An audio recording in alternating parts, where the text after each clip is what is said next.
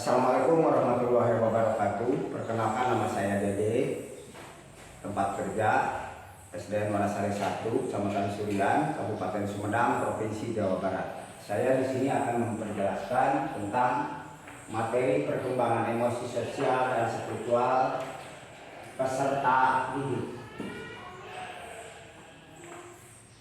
Mungkin di sini kami akan menjelaskan tentang pertama pengertiannya dulu, kemudian faktor-faktor yang mempengaruhi peserta didik, kemudian dampak atau tindakan-tindakan implikasi yang katakan implikasi. Nah, dalam pengertian perkembangan emosi sosial dan spiritual ini dibagi tiga. Pertama, perkembangan emosi adalah yaitu perasaan yang ada di dalam diri individu atau di dalam diri anak masing-masing. Yang kedua, sosial.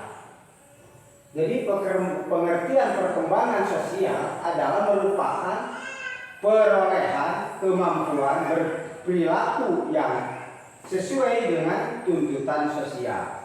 Jadi yang dimaksud dengan perkembangan sosial itu anak merupakan perolehan kemampuan bisa berperilaku sesuai dengan tuntutan sosial seperti di lingkungan masyarakat. Nah, itu diantaranya. Yang ketiga yaitu spiritual adalah pengertian dari perkembangan spiritual, yaitu mungkin cita rasa yang ada hubungannya dengan perasaan atau cita rasa totalitas ke dalam pribadi. Jadi di pribadi manusia ada yang menggunakan antara spiritual dan religius. Nah, spiritual dan religius. Selanjutnya, faktor yang mempengaruhi dari emosi sosial dan spiritual di sini diantaranya emosi, yaitu faktor yang mempengaruhinya pengaruh keadaan. Pertama, pengaruh keadaan individu sendiri. Nah, ini jadi faktor yang mempengaruhinya itu jadi pengaruh keadaan individunya sendiri. Yang kedua, konflik-konflik di dalam proses perkembangan. Misalkan di dalam konflik-konflik itu ya pengaruh anak banyak sekali. Misalkan konflik orang tuanya bercerai, konflik orang tuanya meninggal dunia, itu bisa jadi faktor pengaruh emosi anak. Yang ketiga, faktor lingkungan. Ini jelas sekali. Faktor lingkungan ini otomatis anak itu aktivitasnya daripada di lingkungan formal, misalkan banyak sekali di lingkungan bebas seperti di masyarakat. Nah, itu diantaranya faktor lingkungan. Jadi misalkan di lingkungannya ada masjid, ada tempat-tempat ibadah dan lain, itu faktor lingkungan mempengaruhi kepada anak dalam proses perkembangan emosi peserta didik. Selanjutnya, pengaruh yang mempengaruhi sosial. Faktornya pertama, faktor individu, faktor lingkungan keluarga. Otomatis yang dikatakan faktor individu itu jelas hubungannya dengan anak. Faktor individu hubungannya dengan anak, seperti anak itu individunya atau kebiasaannya bagaimana. Nah, itu di lingkungan itu bisa dilihat. Kemudian faktor lingkungan keluarga. Nah, ini yang paling sangat dominan, faktor lingkungan keluarga. Kalau misalkan faktor yang dipengaruhi oleh lingkungan keluarga, kebiasaan anaknya yang misalkan tidurnya siang, kebablasan, jarang mengerjakan sholat, otomatis ini faktor lingkungan keluarga sangat dominan sehingga mempengaruhi perkembangan sosial anak.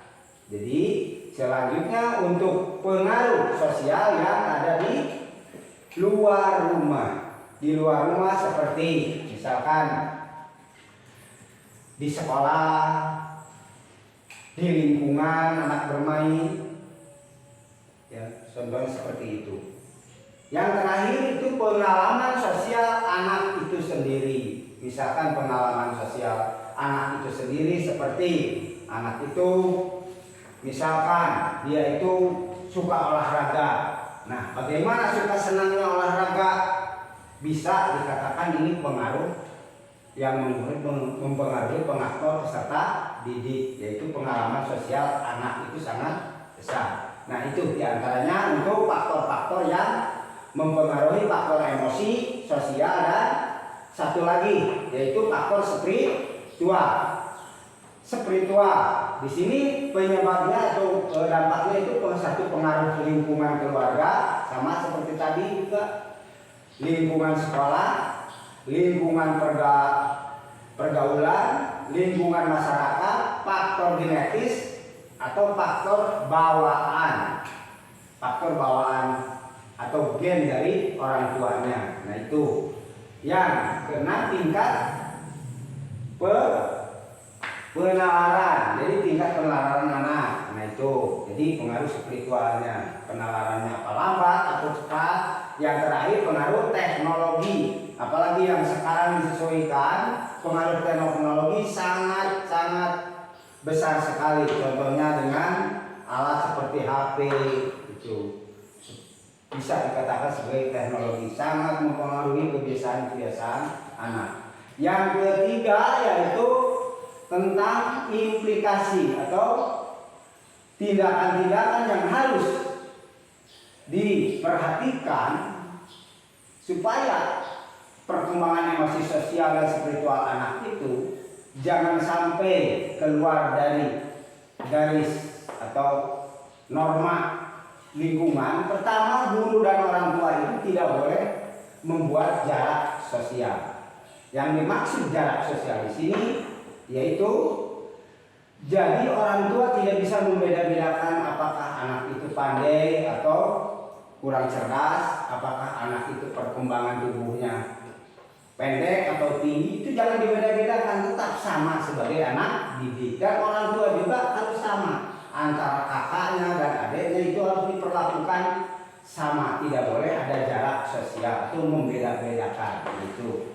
Selanjutnya untuk guru dan orang tua terampil dalam mengobservasi atau mengontrol anak di dalam perkembangannya.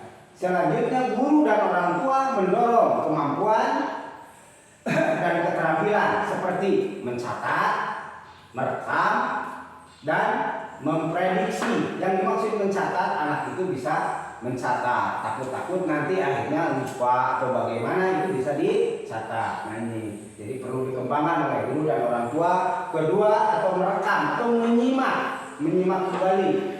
Misalkan tindakan menerima pembelajaran yaitu suka sering lupa, jadi harus bisa merekam, harus bisa menyimak. Kemudian untuk yang terakhir memprediksi, jadi bisa memprediksi, bisa menimbulkan atau bisa mengira-ngira. Nah, itu diantaranya itu dari tindakan-tindakan atau implikasi. Nah, dari penjelasan tadi rupanya untuk perkembangan emosi dan sosial peserta didik dicukupkan. Sekian, wabillahi taufiq wal hidayah. Wassalamualaikum warahmatullahi wabarakatuh.